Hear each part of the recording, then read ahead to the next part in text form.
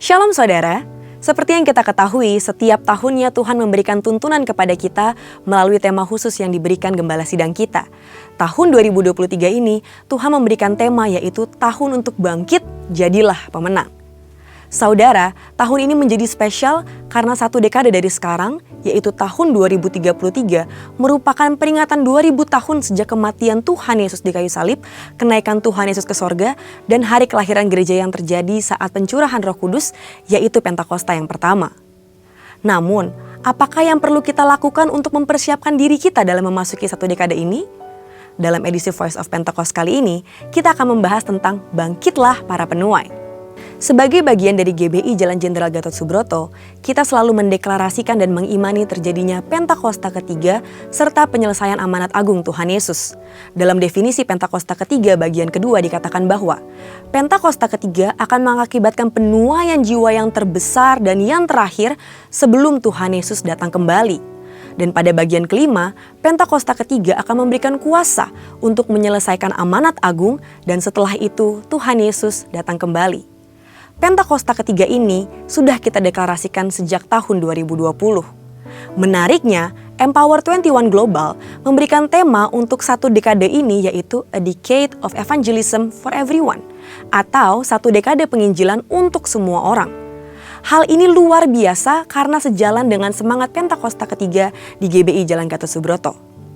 Di sisi lain, salah satu ayat emas kita tahun ini mengingatkan kita untuk bangkit. Efesus 5 ayat 14 berkata, "Itulah sebabnya dikatakan, bangunlah hai kamu yang tidur dan bangkitlah dari antara orang mati dan Kristus akan bercahaya atas kamu." Kita lihat ada frasa bangkitlah dari antara orang mati. Penggalan kalimat ini diambil dari Yesaya 26 ayat 19, di mana kata bangkit berasal dari bahasa Ibrani, kum yang berarti berdiri tegak. Sehingga jika kita mengaitkan ayat emas ini dengan seruan penuntasan amanat agung Tuhan Yesus, kita dapat memaknai kata bangkit menjadi dua hal yang perlu kita lakukan, yaitu pertama, bangkit dari pola pikir yang salah. Salah satu pola pikir yang perlu mengalami kebangkitan adalah terkait ibadah daring. Saat ibadah mulai tersedia secara tatap muka, kita pun diharapkan juga mulai beralih dari kebaktian secara daring menjadi mau untuk hadir ke kebaktian secara tatap muka. Jangan sampai kita terjebak di dalam kenyamanan ibadah daring dan tidak lagi mau bersekutu secara fisik melalui ibadah tatap muka. Kedua, bangkit kepada jati diri sebagai murid Kristus.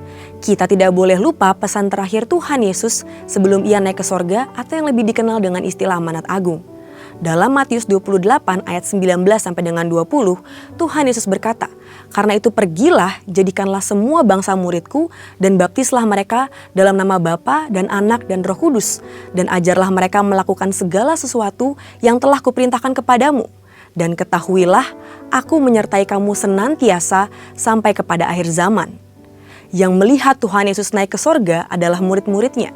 Jadi jelas pesan tersebut ditujukan langsung kepada murid-muridnya. Kita harus bangkit untuk menjadi murid Tuhan Yesus yang sejati, yaitu murid Tuhan yang rindu untuk menuai jiwa-jiwa dan memuridkan mereka untuk menjadi serupa dengan Kristus. Sekarang pertanyaannya adalah, maukah kita untuk bangkit menjadi penuai jiwa-jiwa di akhir zaman? Jika iya, maka kita adalah sungguh murid Tuhan. Namun dengan menjawab iya, kita harus membayar harga lebih dari sebelumnya, karena jumlah tuaian banyak tetapi pekerja sedikit.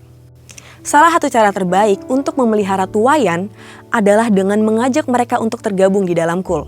Karena disinilah tempat jiwa-jiwa ini dapat dimuridkan dan belajar menjadi murid. Di kedua area itulah kita harus bangkit.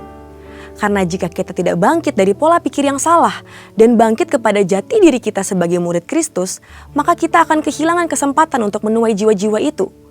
Jika kita mau bangkit, kita akan menjadi pasukan yang siap untuk menuai jiwa bagi kerajaan Allah di akhir zaman, yaitu yang rela membayar harga dalam segala bentuk agar semakin banyak orang mengalami kasih dan kebaikan Tuhan.